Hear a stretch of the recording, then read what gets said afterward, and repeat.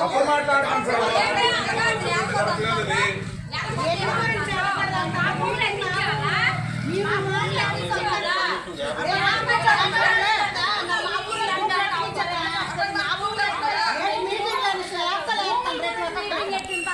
అందరికి చెప్తున్నారు, అందరము వస్తాము. మీరేంటి అప్పుడు మా ఊరు 50 మందితో మాత్రమే సమావేశం చేసుకుంటాము.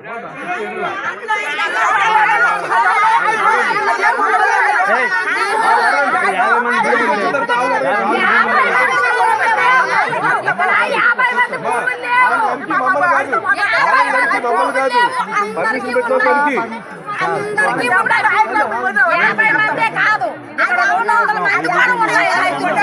అందరికీ ఉన్నాయి. వచ్చింది తీయండి. మా గురించి మీటింగ్ కదా, మీ గురించి కాదు. ఇది 50 మంది రైతులు కాదు, 50 మంది రైతులు కాదు. ఊరు మొత్తం ఉన్నది. రాంపురం, గొంగవాడ, 7 ఊరు పంచాయతీ, 7 ఊరు పంచాయతీ. మా గురించి మీటింగ్ పెడితే మీకే 50 మందికి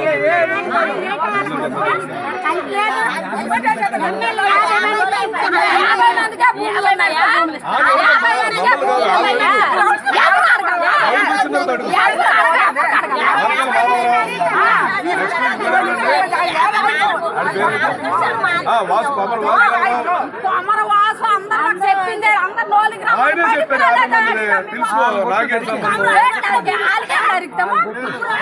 కొట్టడం అవసరం లేదు. 50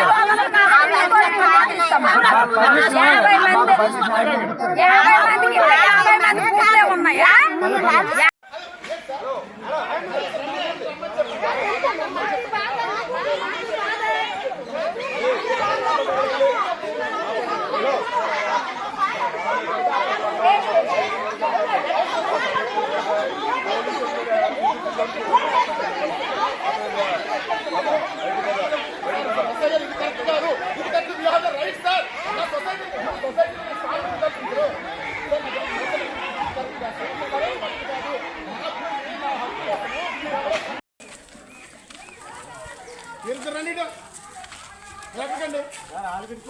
మీ కార్డులు ఏం కూర్చోండి మీరు చెప్పండి. మీ కార్డులు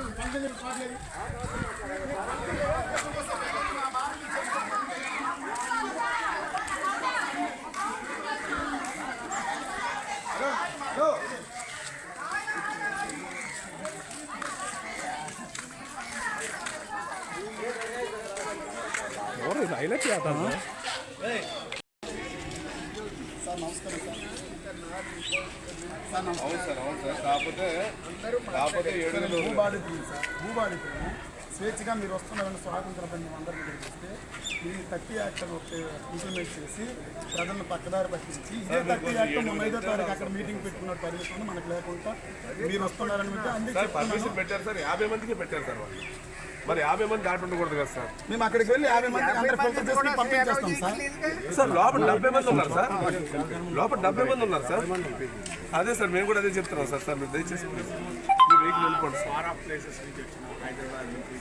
సార్ కాకపోతే ఇక్కడ మీకు సార్ ఒక్కరికే పర్మిషన్ అడిగారు. సార్ అలౌ చేస్తాం సార్. ఆయనతో పాటు మీరు ఇంకా గట్టిగా మాట్లాడితే వెహికల్ కూడా పర్మిషన్ పెట్టలేదు సార్. ఎక్కడ సార్ వెహికల్ కూడా పర్మిషన్ పెట్టలేదు. వెహికల్లో వస్తారు కూడా పర్మిషన్ పెట్టలేదు సార్. చెప్పండి.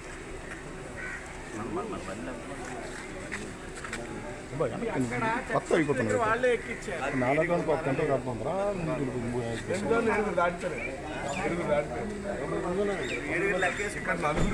అందరూ ఎంతమంది ఉన్నారు? 9. అవును, 7 దాటితే లేదు. 7 లెక్కేస్తారు. ఇద్దరు డ్రైవర్లు ఉంటారా? మరి ఎవరు లెక్కేసి మరి అక్కడ ఫాలో అవుతూ వస్తాం కదా మనం. అక్కడ తీసారు కాదు, మధ్యలో అక్కడ ఎక్కలేదు. మీరు 2 వెహికల్ కారు మాకు వెళ్ళండి సార్. పంపించాలి సార్ వెహికల్. 3-4 పంపించాలి సార్. 15 మంది సార్ పంపించాలి సార్. వెళ్ళండి సార్, వాళ్ళు పంపిస్తున్నాను. వెళ్ళండి. గ్రామస్తులు అందరూ అలౌ చేశాం సార్. ఓన్లీ విలేజెస్ మాత్రం అలౌ చేశాం సార్. అదర్ దాని వాళ్ళని మేము రావద్దని చెప్పాం సార్. ఎవరైతే బాధితులు ఉన్నాడో వాడు ఖచ్చితంగా రావచ్చు సార్. మేమేం అడ్డుకోలేదు. బాధితులు కాకుండా ఊరిని షో ఆఫ్ చేయడం కోసం కొంచెం మంది వస్తున్నారు, వాళ్ళని ఆపుతారు.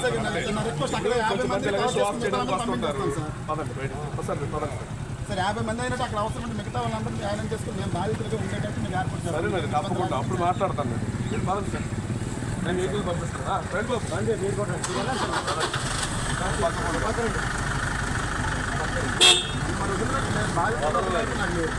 ప్రత్యేకంగా మీరు వెళ్ళండి, మీ వాయిస్ ఏమన్నా నో ప్రాబ్లం. ఎదురు తిరిగితే కేసు కడతాను. ఏది కట్టండి, జైల్లో ఉంటాం, ప్రాణాలు ఇస్తాము. జైలు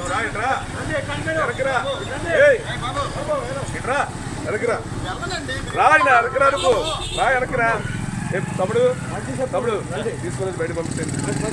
బయట పంపిస్తాను. లోపలికి వచ్చాడు సార్ బాధితులు జనాలు తీసుకుని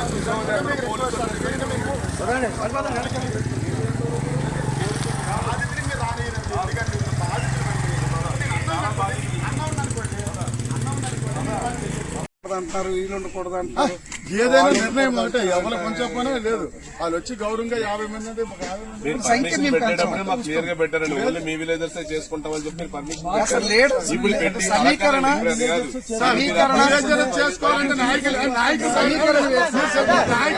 రాశారండి. ఏమండి పోలీసు అందరు రిస్ట్రిక్షన్లు పెడతారంటే మీరు పెట్టుకుని వేరంతా మీకు 50 అన్నారు కదా సార్, మీ మధ్య దాటకంటే చూస్తాం. ఇంకోటి కూడా ఉంది అందులో కండిషన్. ఓన్లీ రాంపురం గంగవాడ విలేజెస్ మాత్రం లోకల్ మాత్రం అది కూడా కండిషన్. సార్ మీరు యాక్సెప్ట్ చేయొచ్చు చేయకపోవచ్చు, దానికి మాకు సంబంధం కాదు సార్. మేము మీటింగ్ పెట్టాలనుకోనము, చట్టబద్ధంగా పెట్టాలనుకోనము. మా శిరీష గారు, అదేవిధంగా మన స్థానిక ఎంపీ గౌరవనటువంటి శ్రీ కింజరపు రామ్మోహన్ నాయుడు గారు, మరి అదేవిధంగా వ్యవసాయ శాఖ మంత్రి శ్రీ కింజరపు అచ్చెన్నాయుడు గారు, కలెక్టర్ గారు, ఎస్పీ గారు, వీళ్ళందరి సమక్షంలో మొన్న 5వ తారీఖు పలాసలో ఒక మంచి మీటింగ్ పెట్టి ఆ మీటింగ్ లో ఏం చెప్పారంటే, మాట్లాడినటువంటి ఇద్దరు వ్యక్తులు కూడా ప్రజానాయకులు కూడా చాలా చక్కగానే మాట్లాడాలని చెప్తున్నారు. ఏం మాట్లాడారంటే, బాధితులను ఎవరిని కూడా ఇబ్బంది పెట్టి వాళ్ళని వాళ్ళ ఇష్టం లేదే నేను చేయనని చెప్పి సభాముఖంగా చెప్పడం జరిగింది. మరొకసారి ఈ వేదిక ద్వారా వచ్చినటువంటి గౌరవ పెద్దలు ఇప్పుడు ఎవరైతే మాట్లాడారో చాలా చక్కగా మీకోసం, మీ ముందున్నటువంటి తరాల కోసం కూడా పరిచయస్తులు వచ్చారు. అమ్మ మరొకసారి ఎమ్మెల్యే గారికి, ఎంపీ గారికి కూడా రిక్వెస్ట్ చేస్తున్నాను, పెద్ద మనుషులు ఏదైతే మాట్లాడారో దాన్ని పరిగణలో తీసుకొని, మరి మీ నాన్నగారు, మీ తాతగారు, ఆ కుటుంబ సభ్యులు ఎవరైతే చేశారో సత్సంబంధాలు వాళ్ళకు ఉన్నాయి కాబట్టి మరి అలాంటి వారి యొక్క సలహాలు సూచనలు తీసుకొని మరొకసారి ఇంత మొదటి నుంచి మనం అనుకున్నాము. ఒకటి మాత్రం మీ అందరికీ చెప్పదలుచుకుంటాను, ఏంటంటే మనం ఐక్యంగా ఉన్నాము అనడానికే మొన్నటి రోజు మనం ఏం చేశామంటే, పలాసలో జరగబోయే మీటింగ్ కి మనం బహిష్కరిస్తున్నామన్నందుకు ఏం జరిగిందంటే, వాస్తవంగా సార్ మీ దృష్టిలో పెడుతున్నాను సార్, 3 పంచాయతీలు, 5 రెవెన్యూ గ్రామాలు, 2 మండలాలు ఉన్నటువంటి సుమారు 20 గ్రామాల ప్రజలు మేమందరం ముక్త కంఠంతో పలాసలో బహిరంగ సభ జరిగితే 30 కిలోమీటర్ దూరంలో జరుగుతుంది కాబట్టి, బాధిత గ్రామాల్లో జరగలేదు కాబట్టి మేము రాము అని బహిష్కరించాము. అయితే బహిష్కరించినందుకు ప్రజలు 50 మందికి కూడా ముక్త కంఠంతో మనం వెళ్ళడము జరగలేదు కాబట్టి ప్రభుత్వం కూడా దిగొచ్చిందని మరొకసారి గుర్తు చేసుకుంటూ, ఏది ఏమైనప్పుడు కూడా మనం ఐకమత్యంగా ఉంటేనే, మనం బాధితులందరూ ఐకమత్యంగా ఉంటే తప్ప మన భూములు మనం కాపాడుకోలేమని మరొకసారి ఈ వేదిక ద్వారా మిమ్మల్ని అందరూ తెలియజేసుకుంటాను. రాబోయే ఎలాంటి ఉద్యమైనా, ఎలాంటి ప్రణాళిక, ఎలాంటి ఏమి జరిగినా సరే మనందరం బాధితులందరము ఐక్యంగా ఉండే మన హక్కులు మనం కాపాడుకుంటామని ఈ సభా వేదిక ద్వారా తెలియజేసుకుంటాను. మరొకసారి మీకు రిక్వెస్ట్ చేస్తున్నాను సార్, మీ ద్వారా బహుశా నాకు తెలిసి ఇప్పటి వరకు గత 11 నెలలు మహామహులు వచ్చారు సార్, మీరు కూడా అందులో భాగంగా వచ్చారు నేను భావిస్తున్నాను. తప్పకుండా మా యొక్క బాధని, ఆవేదనని మీరు స్వయంగా వెళ్ళి చెప్పి ఈ యొక్క సమస్యని పరిష్కరించి మాకు ఈ ప్రాంతంలో ఉద్దాన కార్గో ఎయిర్పోర్టు లేకుండా ఈ ప్రాంతం పచ్చని పండుగలు కొనసాగించాలని మీ ద్వారా కోరుకుంటూ సెలవు తీసుకుంటాను. Thank you.